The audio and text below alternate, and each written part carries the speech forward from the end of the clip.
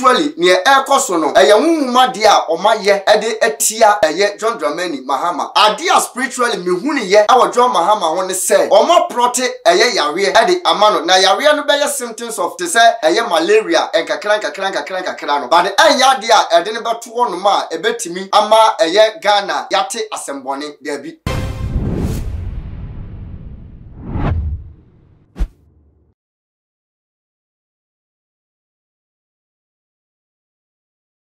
I was a mama come from too much TV so and then they can be subscribe I was a saka video be na video na saka no okateche frifa na a drop is a video no na ne nkomodie mu no na all kase John Dramani Mahama enka ne mampanini wo man Ghana mu yare pa na oye campaign baby na ne dwumadie ni mu no na otwa ehweye eti ebasa no mo rahye ye ede ne firi Ghana ekwa no ne ekokosane yade enti se wo behwa John Mahama ejira platform so ana simpie so na oye campaign na sane na ho odin na ewo honum those days no ente sa ana wo de compare Dr. Mahmoud Bawumia ente sa na eno ho nkomo ana me ne oba bedi efa honhum because we ya honhum nkomo ana ase so sunsumu enema ene ye kire ewa ha sei ade biada eye honhum ade de we will make sure say ye be piepie mu ne ya biebie mu ama wate asem well say wakatache frifa ade sansam no aba betudwa ne meka ade a kire eye NDC fo enie ewiase aya na empanifo eka asem bi sesabi yesi bia no aya na nokore kakra ebata ho spiritually ne ekoso no eye honhum ade a omaye ede etia John Dramani Mahama but ye ne wo nie sa ebema papa no ebetwa hwe te se ne ono no eka no enya de amemhwehwe mehu ni sa John Dramani Mahama ebenya se me ho dodo me kakra but enye severe se bedru to the stand say ye be rush de na to ambulance mu na da bi se ne to mills no ebi ento John Mahama but adia spiritually mehu ni ye awo John Mahama ho ne say omo prote eye yare ede amano na yare no be symptoms of to say eye malaria and kakran no but the anya de a ede ne beto no ma ebetimi ama eye Ghana yate asemboni there bi won so o hweme na wo ben eye John Dramani Mahama ya papa bo modern se obehye video we say na wo de amano especially eye Johnson se edun ketia se ne saka video we say ya eye easy say John Dramani Mahama enso ensabeka oyere no homo mpaye sa ne honam na edodo no ne de ebeba eye spiritual thing eno na be mu anhu se asumdwe so for asem na meka no eye ade a eye honhum ba sane okatache frifa eka se wahu se wa rush ne de ne call hospital na se wo twahwe ye eno mo de ne call outside country no eno emasa but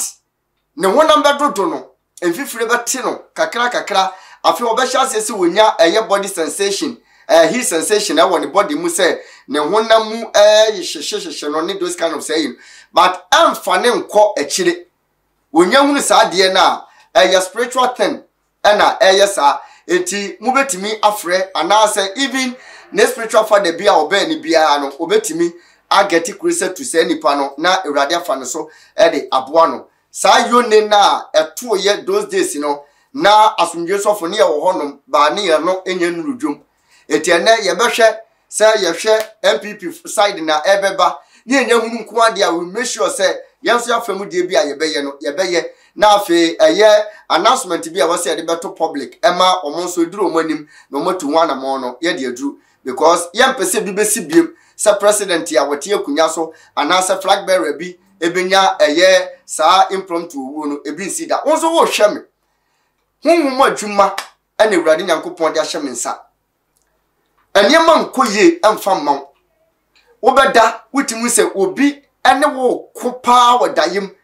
wo beda obeso dai na obi akaw wo beda obeso dai ne abowutuo obi wonum krampa wutimi hunu se nipa na one ne konye na woka no obehwe skin no ni skin no no ohun se nipa ne se ebo honum obi timi ka se meda ye me so dai ne dia ba hweme obehwe na nani beti na obehwe na amake wo honum woda na obi ne woda ama ne ma nkoye emfa man akwantum a wo enkratasem aye basa akotena akwantum for so many years sabi quarter protocol wunya bi ana wunya bi ewe Ghana ha sei wonja wachi nso da mu obi ewe Ghana enipa no asai wachi nyina ena wokọ a wosise ekira wokọ a wosise bo modern so be fra sundwe so for ba se honhum niema de a ewurade nyankopon e de ache mekwa abusia na pon bai ene da abusia nim eno me bai ene da abusia nim yesi ye nware yesi ye ntu kwan enti wokọ aware no be ma na idi wani wokọ aware no oba na idi wani yesi ye ntu kwan okotena kwantum US wa huwe Canada ni other countries ya wo no watena wa for so many years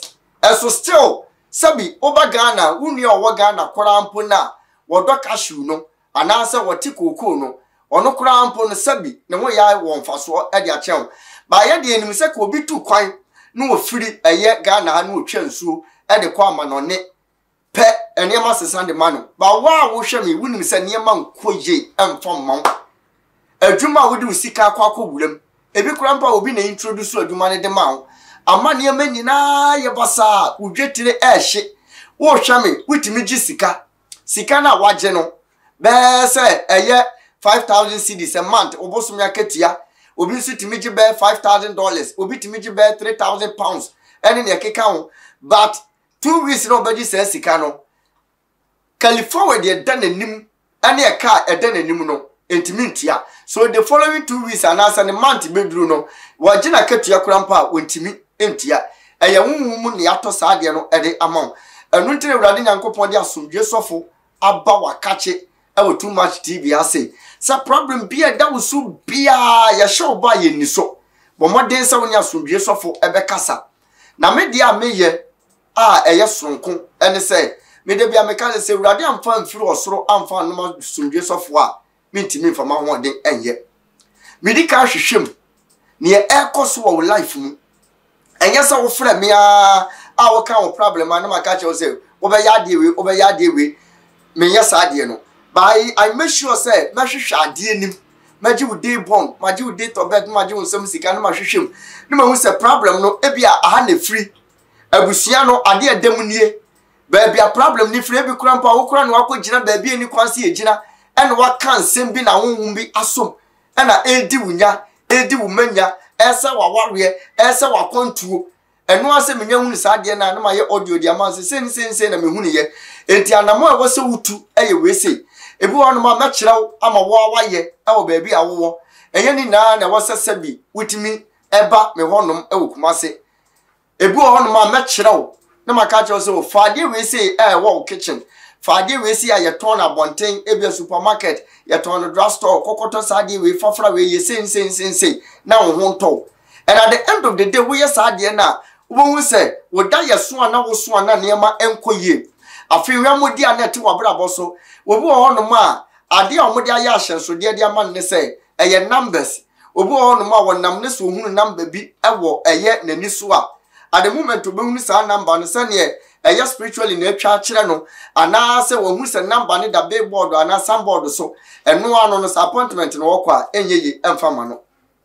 eno dan chanson so a obi se meda na mesonda ye na bia me hu se ya appointment ya mekọ no enyeyi mame obi se me nam na there are a lot of people wanam na okokohia boa bia anase ohunu aboa na obehunu no ene me bia ni hono ma obeye wa blabo mu a ebeyeye ede amano wonso akrabo mayi no ede ama wa friends monitoring spirit a monitor eno no obi hono ma wanam ohunu vultures obi hono ma ohunu eye raven anene kwa de bi a lot of things obi hunu owe eye patuo sane ma we se nyina ya ade a ebre nipa ase eti asundwe sofo e wo hono se urade be fam so e de aboa o pese one me kasa me number say 0247 882774 0247 882774 o from me WhatsApp regular call baby problem bia wo so bia ne baby wo bia wo dia ne se wo be frɛ me na woni makasa Kumasi Sokoban eho na menso mabo eye masesen a ebutu asundwe sofo eye medi emrese no me no obedie ehye mu makra